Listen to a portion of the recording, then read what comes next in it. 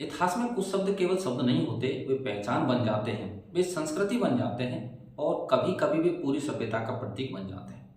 राजपूत भी ऐसा ही एक शब्द है। आज राजपूत शब्द सुनते ही हमारे सामने एक पूरी छवि उभरती है। ऊंचे किले, तलवारें, युद्ध भूमि, सम्मान और वीरता की कहानियां। लेकिन इतिहास का पहला नियम यही है, जो पहचान आज हमें स्पष्ट दिखती है वह हमेशा उसे रूप में मौजूद नहीं होती। हर पहचान का एक जन्म होता है, एक विकास होता है और एक कई बार एक लंबी ऐतिहासिक प्रक्रिया होती है। इसलिए पहला प्रश्न यही है, राजपूत शब्द आया कहाँ से? क्या यह शब्द प्राचीन भारत से चला आ रहा है? क्या यह वैदिक काल की पहचान है या यह मध्यकालीन भारत की देन है?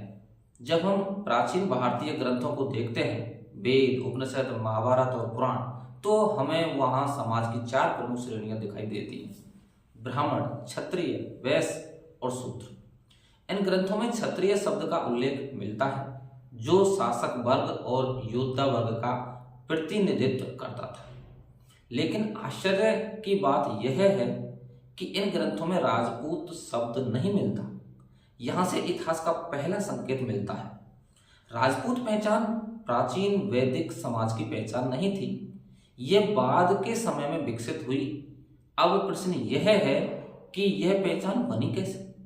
इसका उत्तर हमें संस्कृत भाषा के एक शब्द में मिलता है, राजपुत्र, राजा का पुत्र। प्राचीन और प्रारंभिक मध्यकालीन भारत में राजपुत्र शब्द का उपयोग राजाओं के पुत्रों या राजकुमारों के लिए किया जाता था।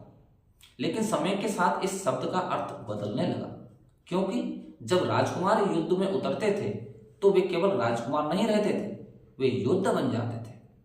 और धीरे धीरे राजपुत्र शब्द का प्रयोग सिर्फ राजाओं के बेटों के लिए नहीं, बल्कि एक योद्धा वर्ग के लिए होने लगा। यहीं से राजपुत्र शब्द समय के साथ बदलकर राजपूत बन गया।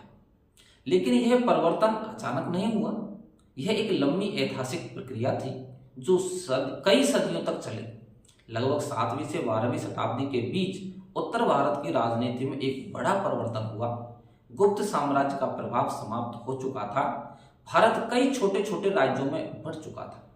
इन छोटे राज्यों में नए नए योद्धा कुल उभरने लगे। ये कुल अलग अलग क्षेत्रों से थे, राजस्थान के मरुस्थल, गुजरात के मैदानों से, मध्य भारत के पठारों से। इन सब की एक समान विशेषता थी, युद्ध कौशल और सत्ता स्थापित करने की क्षमता। जब इन कुलों ने अपने अपने क्षेत्रों में राज्य स्थापित किए तो उन्होंने अपनी पहचान को मजबूत करने की कोशिश की। यहीं से राजपूत पहचान का निर्माण शुरू हुआ। इतिहासकार इस पूरी प्रक्रिया को एक विशेष शब्द से समझाते हैं, राजपूतीकरण। राजपूतीकरण का अर्थ है किसी योद्धा कुल का धीरे धीरे राजपूत पहचान में शामिल होना। यह केवल राजनीतिक प्रक्रिया नहीं थी, यह सामाजिक और सांस्कृतिक प्रक्रिया भी थी। जब कोई वंश सत्ता स्थापित करता है तो वह अपनी वंशावली बनाता है, अपने पूर्वजों को किसी महान वंश से जोड़ता है, कभी सूर्य वंश से, कभी चंद्र वंश से। इससे उस वंश की प्रतिष्ठा बढ़ती है और समाज में उसकी स्वीकार्यता मजबूत होती है। धीरे धीरे वह वंश राजपूत पहचान का हिस्सा बन जाता है। लेकिन यह केवल वंशावली तक सीमित नहीं था। इस प्रक्रिया में एक और महत्वपूर्ण तत्व था, व्यवहार। राजपूत समाज में कुल और वंश की शुद्धता को बहुत महत्व दिया जाता था।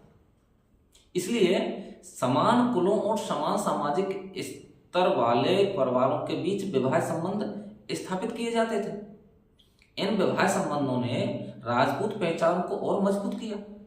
धीरे धीरे राजपूत केवल योद्धा नहीं रहे, वो एक सामाजिक वर्ग बन गए। एक ऐसा वर्ग जिसकी अपनी परंपराएं थी, अपनी सामाजिक संरचना थी और अपनी सांस्कृतिक पहचान थी।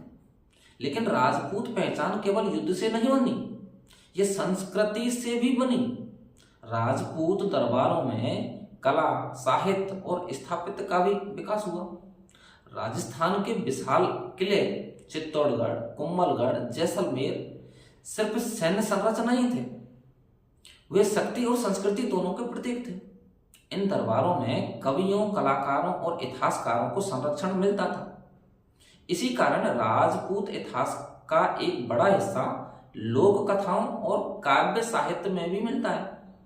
लेकिन इतिहास का अध्ययन करते समय हमें हमेशा दो परतें समझनी पड़ती हैं। एक वास्तविक ऐतिहासिक घटनाएं, दूसरी समाज की सांस्कृतिक स्मृति। राजपूत पहचान इन दोनों के मेल से बनी।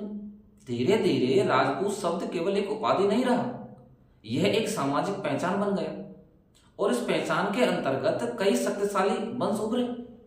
चौहान, सिसोदिया, राठौड़, परमार, सोलंकी, इन वंशों ने मध्यकालीन भारत के राजनीतिक इतिहास को गहराई से प्रभावित किया। लेकिन इन वंशों की कहानी इतनी विशाल है कि उसे एक ही अध्याय में समझना संभव नहीं। हर वंश की अपनी अलग यात्रा है, अपनी अलग राजनीतिक कहानी है और अपनी अलग सांस्कृतिक पहचान। इसलिए हम अगली डॉक्यूमेंट्री में समझेंगे सूर्यवंश का रहस्य, भारत के सबसे प्राचीन राजवंश की कहानी। एक ऐसा वंश जिसका संबंध सीधे सूर्य देव से जोड़ा जाता है।